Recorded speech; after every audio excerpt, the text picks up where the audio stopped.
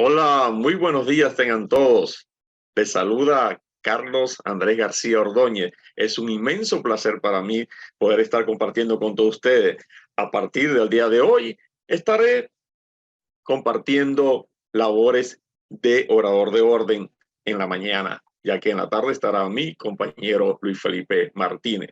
De verdad que en nombre del comité organizador de este evento, le damos la bienvenida a todos los participantes del día de hoy, agradeciendo también a todos los participantes del día sábado. De verdad que hemos tenido más de 600 participantes de forma constante, 800, 900, hasta 1000 y más. De verdad que estamos muy agradecidos y además agradecidos con todos los disertantes nacionales e internacionales que nos han dado una gran charla, disertaciones, de verdad que sí. Y el día de hoy, esperando y confiando en el nombre de Dios, pues que no sea distinto. Y vamos a comenzar el día de hoy precisamente con un participante y con una participante de altura.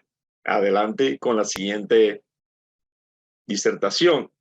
Y no es nada más y nada menos. Para mí es un gran placer, un gran honor poder estar presentando en esta mañana del día de hoy a una gran mujer, a una gran profesional, a una persona que es referente en el mundo de la radioimagenología. Es una referente en tomografía, en resonancia magnética, en la educación continua. Les estoy hablando de Beatriz Guevara. Beatriz Guevara es técnico superior en radiología e imagenología. Además es técnico aplicacionista en tomografía cardiovascular. Es aplicacionista en sistemas de inyectores automáticos para tomografía y resonancia magnética. Además, Beatriz es directora y coordinadora académica de la empresa Edu Imagen SEA. Y Beatriz nos estará deleitando el día de hoy con el tema de angiotomografías, protocolos y reconstrucciones. Nuevamente, Beatriz, te damos la bienvenida y muchísimas gracias por estar con nosotros en segundo año consecutivo. Adelante, Beatriz, muchas gracias.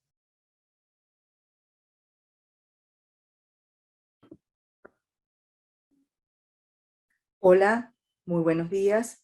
Mi nombre es Beatriz Alejandra Guevara Vargas, soy técnico superior en radiología e imagenología, Caracas, Venezuela.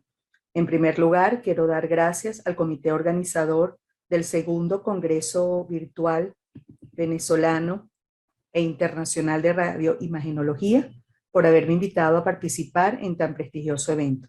En esta oportunidad los voy a acompañar con la charla Angiotomografías, Protocolos y Reconstrucciones. En primer lugar, me voy a presentar. Soy técnico superior en radiología e imagenología. He realizado cursos de angiotomografía coronaria en el Baptist Hospital en Miami y curso de resonancia magnética cardiovascular en el Hospital San Jordi de Barcelona, España. Soy técnico de aplicaciones en el área de tomografía cardiovascular, aplicacionista en sistema de inyectores automáticos en tomografía y resonancia magnética. Coordino actualmente los servicios de tomografía, resonancia y rayos X con la empresa Tesimes en el Hospital de Clínicas Caracas y Urológico San Román en Caracas, Venezuela. Y soy director y coordinadora académica de la empresa Neoimágenes, compañía anónima, con la cual damos cursos y adiestramiento en el área de la imagenología médica. Por aquí les voy a compartir mis redes sociales, mi número telefónico y estoy a la orden para cualquier consulta o ayuda. Ok, entonces en cuanto al caso o al tema que me ocupa actualmente, fíjense, la tomografía es una técnica diagnóstica que tiene 51 años en proceso, desde que fue descubierta en el año de 1971 por el ingeniero Homefield, quien ideó o creó este primer prototipo de escáner. Se llamó EMI Mark I y estuvo ubicado en el Hospital Atkinson Morley en Londres. En el año 71 se realiza la primera tomografía de cráneo, que es esta imagen que tenemos aquí, una de ellas, y esa imagen se tardaba aproximadamente 5 minutos en estar lista, cada imagen. Entonces fíjense cómo hemos podido avanzar a lo largo de estos 50 años y hoy en día podemos obtener imágenes de cráneo con una resolución pues realmente muy alta, podemos obtener incluso mapas funcionales del cerebro, ¿ok? Para evaluar procesos isquémicos que están ocurriendo.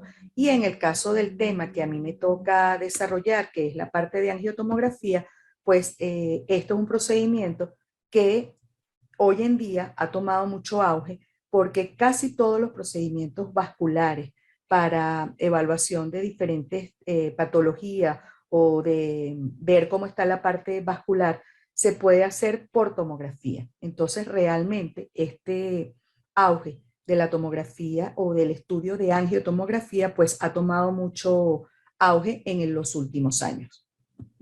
Muy bien.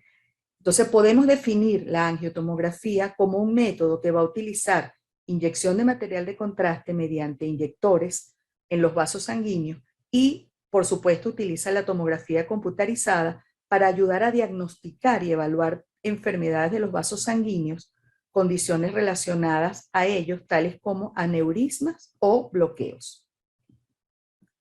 ¿Cuáles son los beneficios que nos permite o que se pueden obtener cuando realizamos angiotomografía? Pues podemos evaluar aneurismas, podemos evaluar bloqueos, podemos evaluar si hay coágulos de sangre que estén causando algún tipo de obstrucción, anomalías congénitas de nacimiento en el sistema cardiovascular, en este caso en el corazón. Podemos evaluar malformaciones vasculares, lesiones, tumores o ruptura y desgarre de vasos. Los riesgos que se pueden correr cuando se realiza una angiotomografía realmente son controlables. ¿Por qué? Porque la mayoría de los pacientes completan su examen sin experimentar ningún tipo de efecto adverso. ¿Cuáles pudieran presentarse? Bueno, por supuesto el paciente está expuesto a radiación, porque recordemos que la tomografía pues básicamente utiliza rayos X, pero siempre debemos tener presente el principio de Alara, el cual nos va a permitir trabajar con dosis de radiación lo más bajo posible, de manera de no causar daño en los tejidos. Alergia a los medios de contraste, pues es importante premedicar al paciente. Es importante que el paciente llene su consentimiento donde autoriza el uso de los medios de contraste. Eso es vital y es muy importante y hay que hacer mucho hincapié en que eso se haga. Hay que interrogar al paciente para saber si en anteriores estudios ha presentado algún tipo de alergia y de esta manera poder prepararlo para el procedimiento en el caso de que haya que hacerlo. Si el paciente tiene insuficiencia renal, pues hay que hidratar al paciente previo al estudio, posterior al estudio, o en algunos casos el paciente después de hacer la angiotomografía debe ir a diálisis. Recuérdense que esto es un procedimiento que si depende la vida del paciente de él, pues se toma el criterio de realizarlo así el paciente tenga insuficiencia renal. Y que se puede infiltrar la vía, pues es importante verificar los accesos venosos y tener todas las medidas de cuidado para evitar que ocurra una extravasación. Entonces, básicamente, los riesgos que pueden haber inherentes es dosis de radiación muy alta, que haya alergia a los medios de contraste, insuficiencia renal o infiltración de las vías o una extravasación del medio de contraste. Muy bien, ¿qué tipos de angiotomografía podemos realizar con el uso de tomografía? Pues tenemos en la parte cerebral todo lo que tiene que ver con los vasos del polígono de Willis vascular. ¿Okay? Podemos hacer incluso perfusión cerebral. Hoy en día hay tomógrafos que nos permiten evaluar cómo está la perfusión del contraste durante todo el trayecto cerebral. Podemos evaluar vasos del cuello, ¿verdad? Con muchísima resolución para evaluar si hay procesos de obstrucción o estenosis en los vasos. En el caso de la cavidad torácica, tenemos estudios para evaluar la aorta torácica, podemos evaluar si hay trombos a nivel de las arterias pulmonares, podemos evaluar el corazón, que básicamente eso era un estudio que se pensaba que era imposible poder evaluar el corazón por tomografía y cuando mostré la imagen al comienzo que veíamos que un estudio de cráneo se tardaba 5 minutos en formar la imagen, bueno, imagínense ahora que podemos incluso hasta evaluar el corazón, que es un órgano que está en movimiento. Entonces, podemos hacer estudios cardiovasculares, ¿verdad? Podemos hacer estudios de los miembros superiores, ¿verdad? Donde podemos evaluar toda la extensión del miembro superior, incluso hasta la mano. Podemos evaluar a nivel del abdomen, ¿ok? Todo lo que es la aorta abdominal con sus diferentes ramas que salen o emergen de la aorta. Podemos hacer estudios de angio-renal, ¿ok? Para evaluar todo lo que es la función renal, arterias renales, uréteres, ver cómo es todo ese proceso de eliminación. Y podemos hacer también angiotomografía de miembros inferiores para evaluar si existe algún tipo de obstrucción a nivel de los miembros inferiores. Entonces, cualquier estructura vascular a través de la cual nosotros veamos irrigación de sangre, tanto en la parte arterial como en la parte venosa, nosotros podemos realizar estudios para poder evaluar y poder llegar a un diagnóstico médico. Muy bien. Entonces, ¿qué vamos a necesitar nosotros para poder hacer la angiotomografía? Pues vamos a necesitar tener un tomógrafo. Aquí les pongo el video de cómo el tomógrafo hace el giro en la manera, en el momento que nosotros hacemos o preparamos para hacer el disparo, ¿verdad? El tomógrafo consta de un gantry, ¿verdad? Tenemos una mesa donde el paciente se acuesta y una vez que nosotros vamos a realizar el procedimiento, pues el paciente, la mesa se desplaza y entra el paciente al gantry, ¿verdad? Y se va a producir el haz de radiación. Acuérdense que esa radiación se emite de un tubo de rayos X y va a ser, atraviesa al paciente y es absorbida por unos detectores que son los encargados de transformar esa imagen posteriormente por diferentes algoritmos y convertirla en una imagen clínica médica para que la podamos evaluar. Hoy en día contamos con tomógrafos multidetectores que van desde 8, 16, 64, 50, 500, hasta 512 cortes, pasando por 320, 256. Realmente ha habido una carrera muy importante en cuanto al número de cortes. ¿Para qué? Para buscar la manera de reducir los tiempos de adquisición, reducir las dosis de radiación que recibe el paciente y reducir la cantidad de contraste. Sin embargo, de acuerdo al tomógrafo que cada uno de nosotros tenga en el centro donde trabaja, pues nosotros vamos a adaptar los protocolos de trabajo para que podamos hacer nuestro estudio diagnóstico. Muy bien, en cuanto a otra de los materiales que necesitamos para poder hacer las angiotomografías, tiene que ver con los medios de contraste. Recuérdense que un medio de contraste es cualquier sustancia que nos va a permitir mejorar la visibilidad de las estructuras o fluidos dentro del cuerpo. ¿Cuál es el medio de contraste ideal? El que tenga la misma osmolaridad plaquetaria de la sangre o muy cercana a ella. No debe de tener cargas eléctricas, por lo tanto lo recomendable es utilizar medios de contrastes no iónicos.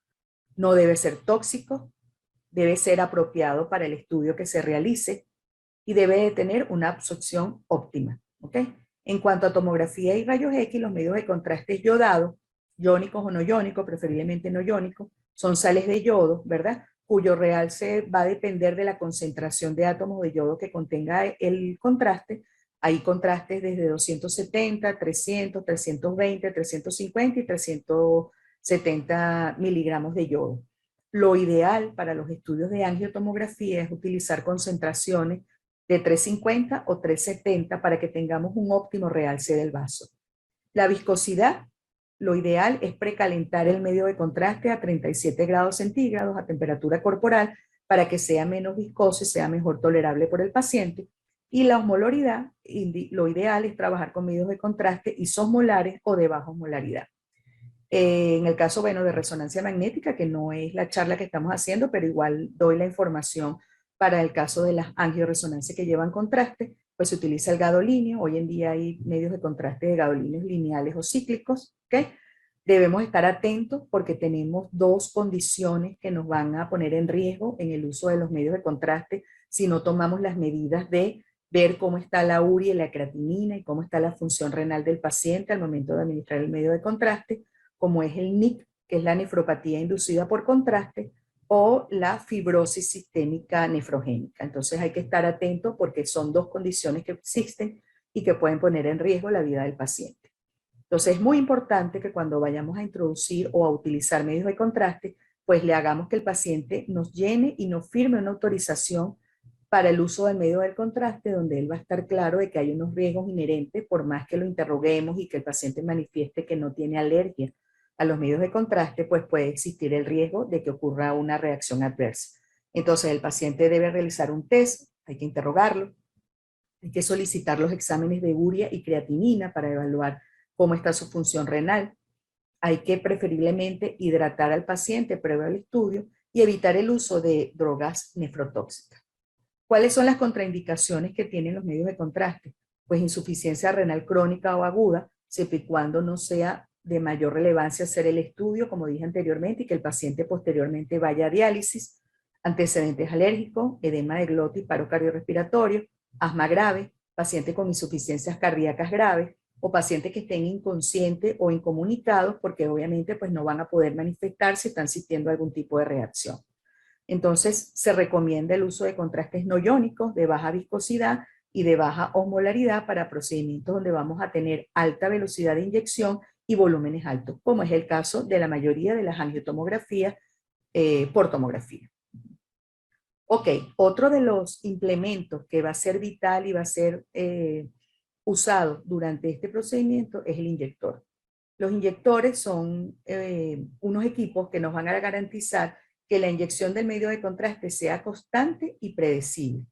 Nos van a permitir obtener imágenes de mejor calidad utilizando una menor cantidad de contraste y permite que apliquemos en cada uno de los casos protocolos de inyección que ya van a estar preestablecidos y que van a estar acoplados con el protocolo que vamos a utilizar en el equipo. Entonces, es importante que nos acostumbremos y que perdamos el miedo a utilizar los inyectores, porque más bien es un aliado. Nos vamos a sentir más seguros y vamos a ir con mayor cuidado al momento de hacer el estudio. ¿Qué parámetros vamos a manejar cuando estemos utilizando el inyector? Pues vamos a manejar el caudal, que es la velocidad a la cual vamos a inyectar, vamos a manejar el volumen, que es la cantidad de contraste que vamos a utilizar, y vamos a estar pendiente del PSI, que es la presión con la cual vamos a inyectar. ¿Ok? Entonces, en el caso del uso del inyector, pues recomendamos utilizar una vía preferiblemente antecubital para evitar que cuando el paciente esté acostado, por lo general vamos a tener los brazos extendidos hacia atrás, en el caso de las tomografías que sean a partir de tórax, abdomen, pelvis, miembros inferiores, y en el caso de cráneo y cuello los brazos van a estar hacia abajo. Pero si nosotros logramos un absceso antecubital, nos evitamos que cuando el paciente extienda los brazos hacia atrás, pues pueda doblar el brazo, acodar el brazo y el yelco pueda acodarse. ¿Ok? Entonces es importante que tratemos de que el acceso sea antecubital. Los inyectores traen unas jeringas, ¿verdad?, que nos van a permitir colocar el medio de contraste y la solución salina, y este tipo de jeringa, pues lo ideal es cambiarla con cada paciente para evitar contaminación. Se recomienda, además de inyectar el contraste, el uso de solución salina. ¿Por qué? Porque la solución salina a continuación del medio de contraste nos va a ayudar a compactar el bolo de contraste y nos ayuda a que se elimine mucho más rápido ese medio de contraste. Aquí les traigo una tabla que siempre por lo general traigo a correlación, en la cual damos unas sugerencias en cuanto al caudal o la velocidad con que vamos a inyectar dependiendo del calibre o yelco que estemos utilizando. Entonces, fíjense, en el caso del yelco 22, que es de color azul, se recomienda inyectar hasta 3 ml o cc por segundo. En el caso del yelco 20, que es rosado, vamos a inyectar de 3 a 4.2 ml por segundo. En el caso del yelco 18, vamos a inyectar de 4.2 a 5.5 ml por segundo. Y en el caso del yelco 16, que es gris, vamos a inyectar de 5.5 a 6.5 ml por segundo.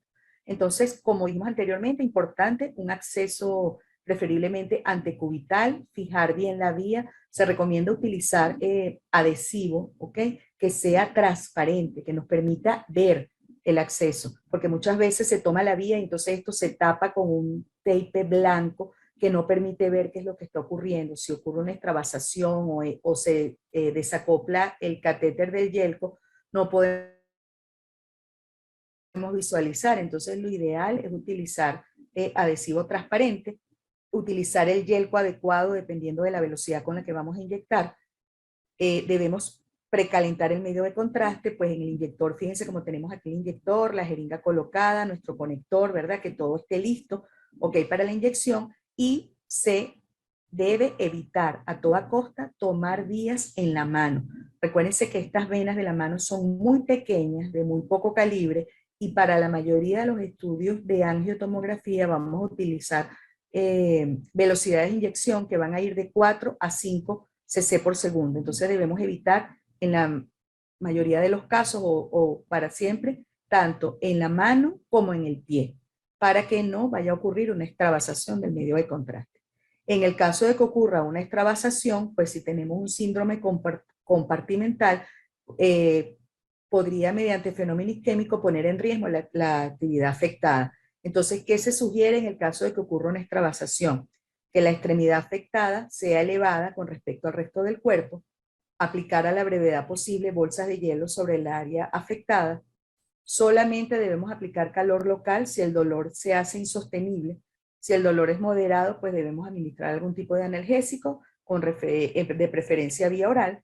Y si vemos que la extravasación fue muy grande o fue mucha la cantidad de contraste y vemos que la zona se está poniendo muy edematizada y el paciente se queja de mucho dolor, pues debemos consultar a un dermatólogo o a un cirujano plástico para que haga un monitoreo de esa extremidad y evitar que pueda haber un problema mayor. ¿Ok? Entonces es importante estar atento con que la vía se pruebe. Por lo general, y siempre hacemos la recomendación que antes de inyectar el medio de contraste se haga un paso de solución salina. La mayoría de los inyectores tienen una opción para hacer una inyección de prueba y si no la tiene, pues la programamos manual de manera tal de que yo pase solución salina, unos 20 cc, al mismo caudal que voy a inyectar ya mi estudio de angio para verificar que la vía está perfectamente permeable. Porque si ocurre una extravasación y es con solución salina, pues es mucho más fácil de manejar que pasando el bolo de contraste. Muy bien, entonces en cuanto a si ya tenemos el tomógrafo, tenemos el contraste que vamos a utilizar, tenemos nuestro inyector, pues una vez que nosotros hagamos el estudio, debemos hacer una serie de reconstrucciones que nos van a permitir poder tener un diagnóstico del estudio que estemos haciendo. Entonces, los tipos de reconstrucción que nosotros vamos a hacer cuando hayamos hecho nuestra adquisición de las imágenes, pues vamos a tener primero unos cortes axiales simples, que son los que el médico va a utilizar en primera instancia para hacer un diagnóstico o para hacer una primera interpretación preliminar del estudio. Y después vamos a tener una data de reconstrucción que es volumétrica, ¿verdad? Donde vamos a tener un gran número de cantidad de imágenes que nos van a permitir hacer reconstrucciones multiplanares, reconstrucciones volume rendering, reconstrucciones curvas, que realmente van a ayudar al médico para el diagnóstico.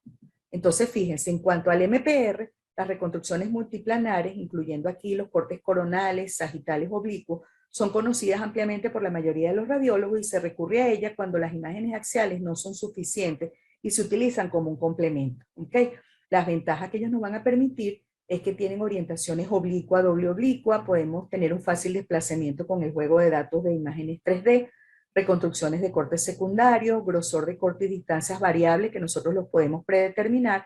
Y fíjense que aquí les pongo algunos ejemplos, una imagen completamente sagital donde podemos evaluar la extensión de un vaso, fíjense como en todo su trayecto, ¿ok? Esto es un puente que va desde mamaria hasta la arteria ilíaca.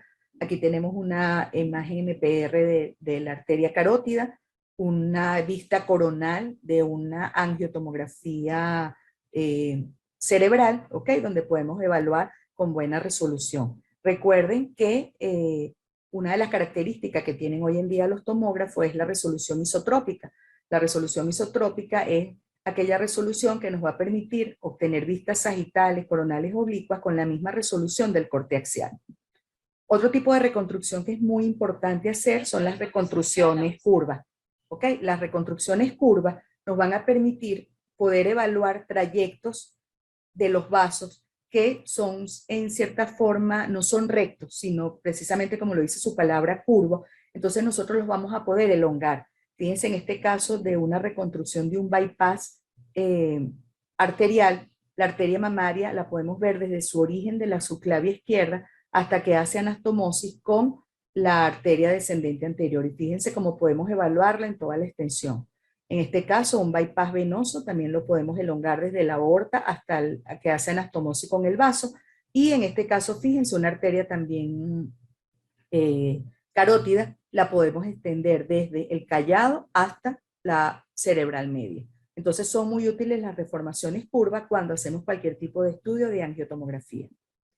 Las reconstrucciones MIP también muy utilizadas en los estudios vasculares nos van a permitir evaluar estructuras hiperdensas, ¿verdad? Cuando inyectamos contraste endovenoso, porque vamos a poder hacer sumatoria de cortes, ¿verdad? Y eso nos va a permitir tener mayor resolución y un mejor diagnóstico de las estructuras vasculares.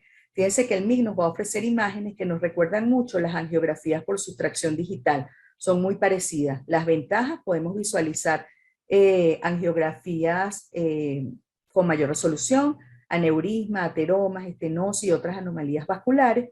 La función MIG nos va a permitir obtener proyecciones de un bloque pequeño centrándonos en una estructura vascular en particular. Fíjense en este caso que es una angiografía cerebral, podemos con una vista MIP evaluar la aneurisma que está en la cerebral media del lado izquierdo.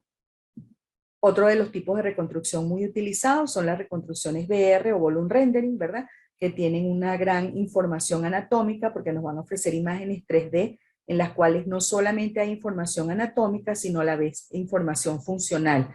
Y nos va a permitir la posibilidad de jugar con parámetros y herramientas de recorte para poder obtener la imagen que nosotros deseamos buscar.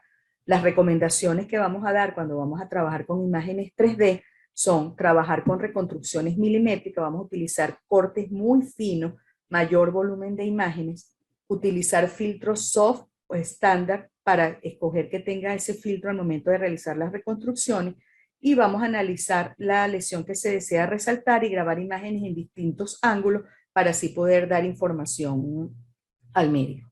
Fíjense que en este caso tenemos una imagen de la aorta completa con un puente, ¿verdad? Que está desde la arteria mamaria hasta la ilíaca. En este caso aquí tenemos un volumen 3D del corazón donde podemos evaluar cada una de las arterias coronarias y en este caso una reconstrucción completa de la carótida izquierda desde el callado hasta la arteria cerebral media. Entonces fíjense que son imágenes que nos van a dar una muy buena resolución al momento de realizar el estudio.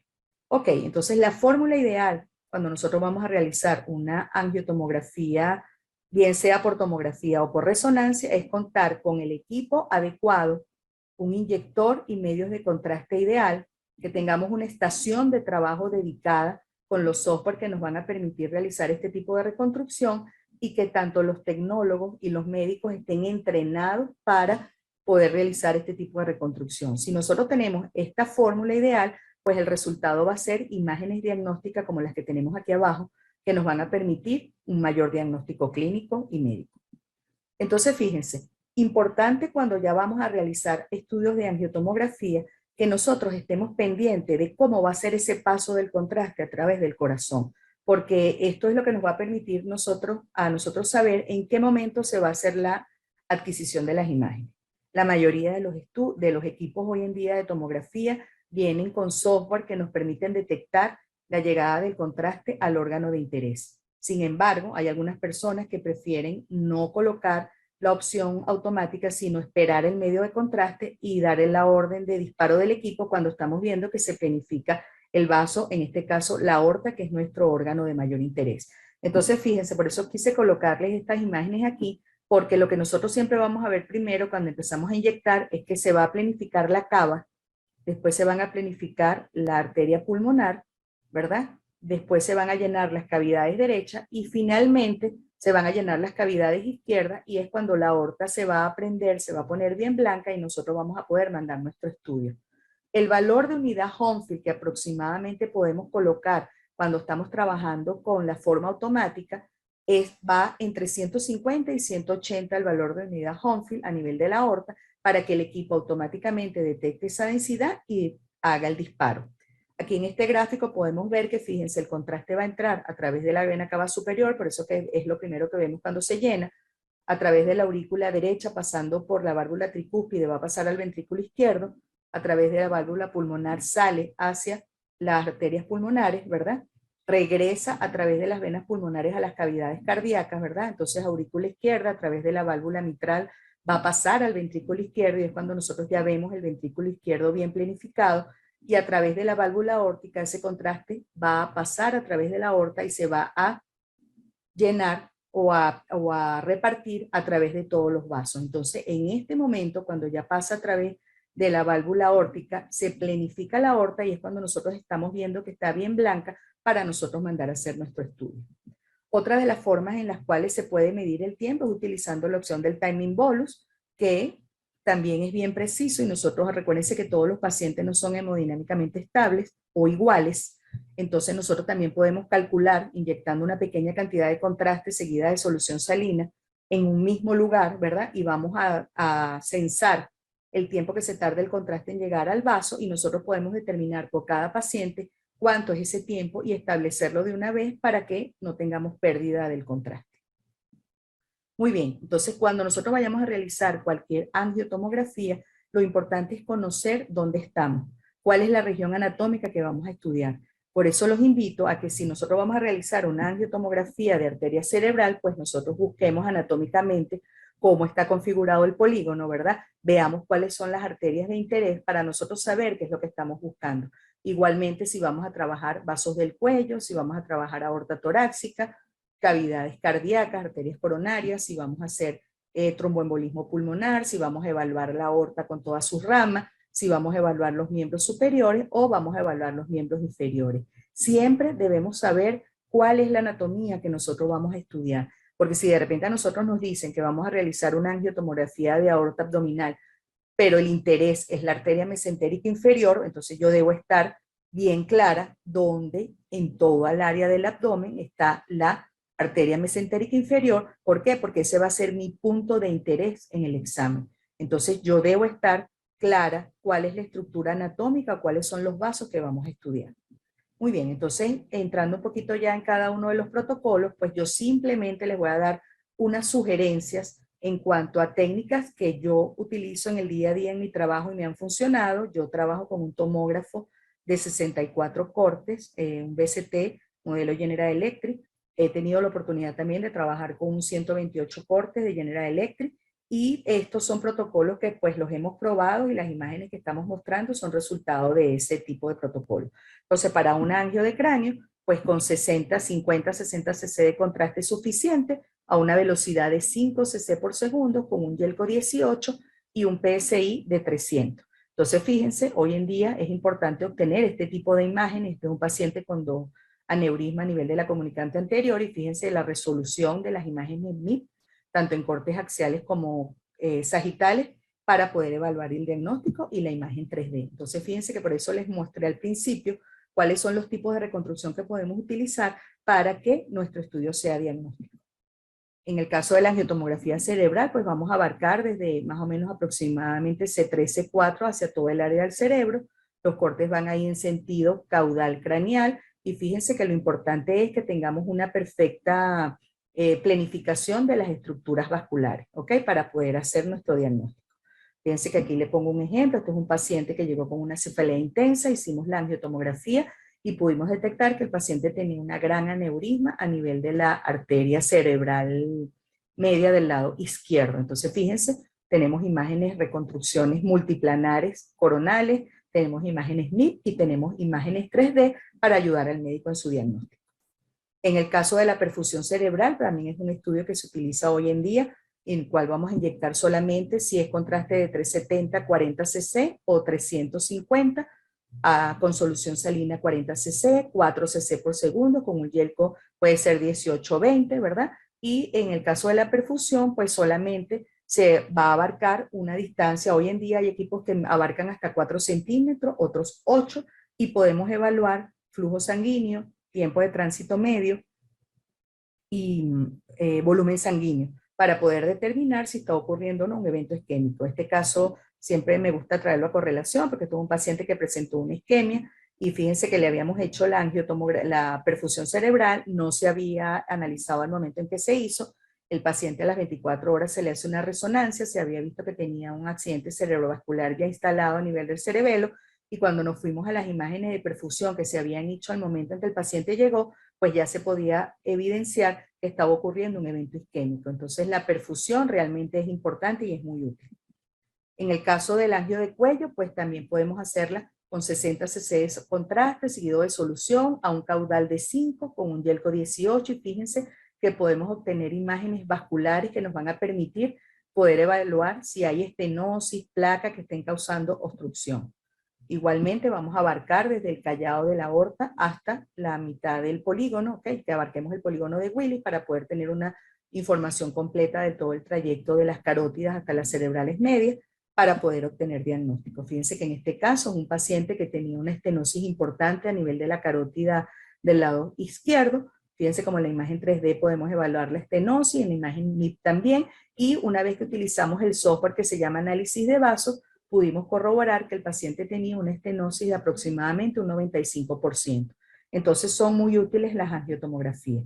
En el caso del tórax, pues podemos tener, sabemos que el paciente va a estar acostado boca arriba con los brazos extendidos hacia atrás, vamos a trabajar todo el área del tórax, ¿verdad? Vamos a ver siempre nuestro vaso de interés va a ser la aorta para planificarlo. Tenemos diferentes protocolos con 80 cc. Recuérdense que por lo general la regla es utilizar un cc por kilogramo de peso. Entonces, dependiendo si el paciente pesa 70, yo puedo trabajar con 70 cc, si pesa 80, 80 cc, 90, en ese orden vamos. ¿Ok? Pero siempre para que yo pueda obtener imágenes de esta resolución, el caudal debe ser de 5 cc con un Yelco 18. ¿Ok? Fíjense, imágenes MIP, 3D, reconstrucciones multiplanarias. En el caso del tromboembolismo pulmonar, pues aquí sí les voy a recomendar un protocolo que utilizamos en el centro donde yo trabajo. Apenas vamos a inyectar 25 cc de contraste, seguidos de 60 de solución salina a 4.5 cc, puede ser un Yelco 18 o 20, y la adquisición de las imágenes va a ser caudal craneal. ¿Por qué? Porque a nosotros lo que nos interesa es que el contraste esté en la arteria pulmonar, pero que yo no tenga contraste en la cava. Entonces, por eso es que vamos a inyectar poco contraste. Cuando yo veo que el contraste está en la cava, mando mi estudio y mientras los cortes o el equipo va desplazándose de caudal craneal, ya aquí en la vena cava lo que va a estar entrando es solución salina y yo no voy a tener esa opacidad que a veces no deja ver cuando hay trombos en las arterias pulmonares. En el caso de la angiotomografía coronaria, pues sabemos que ya este es un estudio que implica que yo deba acostar al paciente, debo sincronizar la frecuencia cardíaca con el equipo, debo tener mi inyector, el paciente debe estar cómodo, con los brazos siempre bien extendidos, debo colocarle un apoyo para que los brazos no estén temblando, de manera tal de que él pueda estar perfectamente acostado y tolere la posición. Esto aplica para cualquier tipo de angio, ¿ok? Entonces, pues dependiendo del angio que vamos a realizar, si es solamente coronarias nativas, pues vamos a ir de la bifurcación de la carina a la base del corazón, pero si vamos a trabajar un bypass coronario, pues yo debo abarcar desde por encima de la arteria mamaria, ¿ok? Y llego hasta la base del corazón, hasta la punta, para poder ver y evaluar en el caso que el paciente tenga un bypass de la arteria mamaria, ¿ok? Entonces, fíjense, aquí les voy a mostrar cómo se ven los estudios. Este caso es el calcio coronario, en el cual no hay ningún tipo de contraste, solamente vamos a evaluar si hay placas de calcio que puedan estar causando algún tipo de obstrucción en los vasos. Y cuando ya inyectamos el contraste, pues fíjense cómo tenemos la aorta planificada, ¿verdad?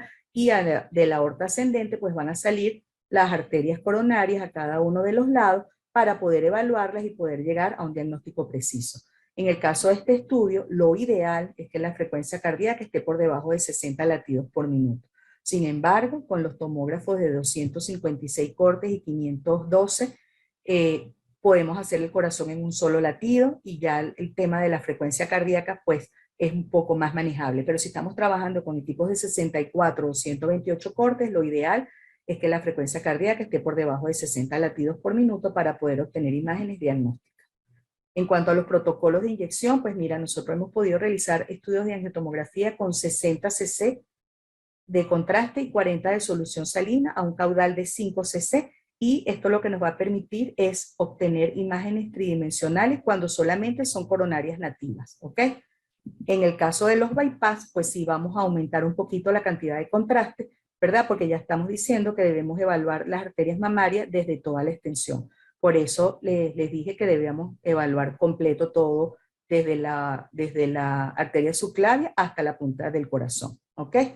Entonces, en el caso del protocolo TAVI, pues vamos a utilizar 100 cc de contraste. Recuérdense que en el protocolo TAVI vamos a realizar primero una cajita para ver la parte cardíaca y después debemos hacer toda la aorta, desde la aorta torácica abdominal hasta las crestas ilíacas, porque en este examen vamos a medir el anillo cardíaco, vamos a evaluar la altura de los senos coronarios para poder implantar la válvula cardíaca que se va a colocar, y debemos entregarle al médico también las vías de accesos, a ver si va a ser ilíaca o va a ser subclavia, para poder colocar la válvula. Entonces, en este caso, vamos a trabajar con 100 cc de contraste, igual a una velocidad de 5 cc por segundo con un Yelco 18. En el caso de abdomen, pues igualmente el paciente acostado, vamos a trabajar desde las bases pulmonares hasta la cresta ilíaca. Vamos a evaluar toda la cavidad abdominal con la aorta, y fíjense que de la aorta van a salir los vasos, si es una angio renal con interés al angio renal, si vamos a evaluar mesentérica, si vamos a evaluar tronco celíaco, arteria esplénica, arteria hepática, dependiendo de lo que vayamos a hacer. Con 80 cc de contraste, dependiendo del peso del paciente, 1 cc por kilogramo de peso, a una velocidad de 5, un catéter 18, siempre solución salina a continuación para ayudar a la eliminación y a compactar ese bolo de contraste, pues imágenes multiplanares 3D, en este caso un paciente con una prótesis en pantalón por un gran aneurisma, podemos evaluarla con toda la extensión. Podemos hacer estudios trifásicos de hígado, donde vamos a inyectar, si en este caso cuando es hígado para trasplante, vamos a inyectar mayor cantidad de contraste, se calcula siempre por lo general 1.5 cc por kilogramo de peso, ¿verdad? Para poder obtener toda la vasculatura, tanto arterial como venosa y portal del hígado, y poder entregar al médico esa información para poder sacar todas las reconstrucciones necesarias.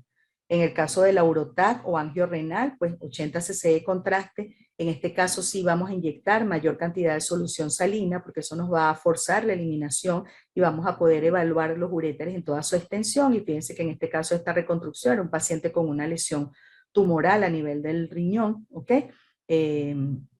Derecho, y nosotros pudimos aquí tener las 3 fases, tener la fase arterial, tener la fase nefrográfica, incluso la parte de eliminación, para poder tener un mayor diagnóstico del paciente. Podemos hacer perfusión hepática también con 40 cc a 370, si es concentración de 370, también calcular permeabilidad sanguínea, flujo sanguíneo, volumen sanguíneo en el caso de lesiones hepáticas. En el caso de las extremidades, pues podemos hacer angio de miembro superior, donde vamos a acostar el paciente, por lo general con el miembro superior que vamos a trabajar extendido hacia atrás, ¿verdad? Igualmente, bueno, vamos a tomar nuestra vía del brazo contrario, el paciente va a estar acostado lo más cómodo posible para poder evaluar bien todo el trayecto vascular. Entonces, fíjense, en este caso es un paciente con una lesión bien distal a nivel de la mano, 80 cc de contraste aproximadamente, a 5 cc, catéter 18, y fíjense que nosotros podemos trabajar las angios de miembro tanto inferior como superior en 2 formas. Hay quienes utilizan una sola inyección, ¿verdad? Y esperan que se planifique bien la aorta y se manda al estudio con la unidad de Hounsfield, como les dije anteriormente, aproximadamente entre 150 a 180 unidades Hounsfield para que el equipo detecte el contraste y arranque solo.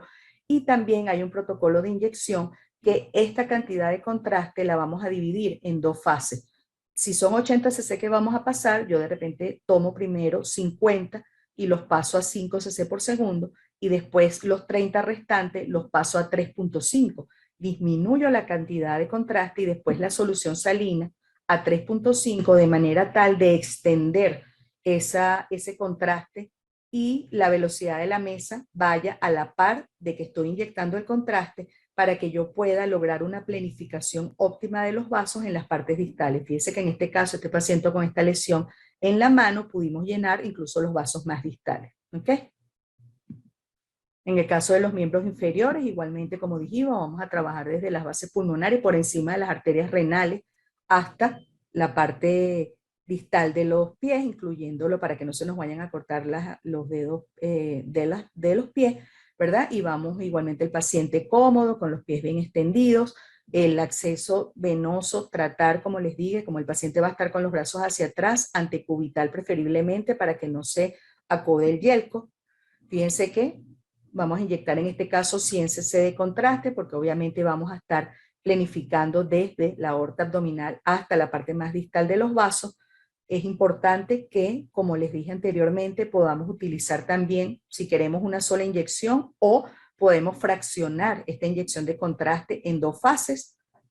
Si son 100 cc, puedo inyectar 70 a 5 y después los 30 restantes a 3.5. la solución salina igual a 3.5, de manera de garantizar que voy a tener una planificación y una opacificación de los vasos distal en forma óptima. Es importante que el paciente esté en cualquier tipo de angiotomografía que nosotros realicemos tranquilo. Es importante que nosotros le expliquemos al paciente el procedimiento que vamos a realizar, que no tengamos, que el paciente no tenga duda, que nosotros podamos decirle que cuando inyectemos el contraste es normal que sienta calor en la garganta, en el pecho y en los genitales como sensación de que va a tener ganas de orinar, pero que obviamente eso no va a ocurrir, pero al paciente debemos explicarle bien todo el procedimiento, cualquier tipo de angiotomografía que vayamos a realizar o si es simplemente un estudio con contraste. ¿Por qué? Porque es importante que el paciente colabore con nosotros, que no se mueva, que escuche claramente las indicaciones de respiración, si necesitamos tener apnea al momento de la adquisición. Entonces es muy importante antes de ya nosotros ir a la consola a hacer el procedimiento, que estemos claros de que el paciente entendió perfectamente lo que vamos a hacer y que va a colaborar con nosotros para no perder esa inyección de contraste. Entonces debemos tener un trabajo coordinado, el personal médico, el personal técnico y el personal de enfermería. Debemos trabajar como una sola mano para que no tengamos problemas. Si nosotros vamos a hacer estudios de angiotomografía, pues la enfermera debe estar clara de que el acceso debe ser antecubital, preferiblemente con un Yelco 18, un buen calibre, para que nosotros podamos conectar el inyector y no tener ningún tipo de problema al momento de realizar el estudio. Entonces, las recomendaciones para que tengamos en cuenta, pues trabajar con el medio de contraste ideal, tomógrafo ideal, que los técnicos y médicos y enfermeras que estén haciendo el procedimiento estén entrenados para ello, que tengamos el uso del inyector y que al momento en que vamos a hacer el estudio, pues estemos concentrados y bien atentos a lo que vamos a realizar. Bueno, esto es todo por hoy.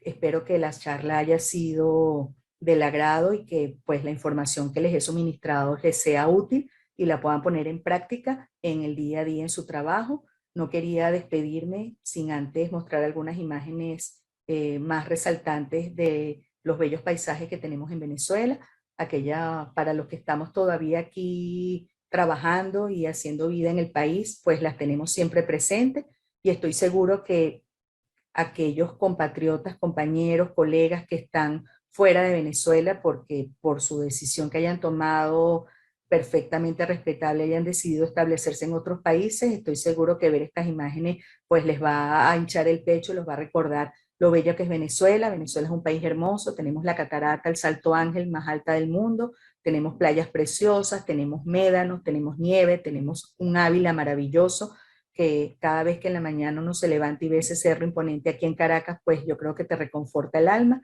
Tenemos llanos maravillosos. Entonces tenemos un país hermoso con profesionales perfectamente formados que tanto aquí en Venezuela como en el exterior estamos dando la talla y poniendo cada día el nombre de Venezuela en alto. Quiero dar las gracias al comité organizador por la invitación a formar parte del staff de oradores en este caso, y quería terminar con esta frase de Benjamin Franklin que dice: dime y lo olvido, enséñame y lo recuerdo, y cuando me involucras yo lo aprendo. Y yo creo que de esto se trata todo este congreso. Si nos involucramos, ¿verdad? Y ponemos en práctica todas las cosas que estamos aprendiendo en cada una de las charlas el día de hoy, vamos a aprender y vamos a poder hacer cosas nuevas en el día a día de nuestro trabajo. Entonces, muchísimas gracias al comité organizador por la invitación y espero que la charla haya sido del agrado de todos. Muchas gracias.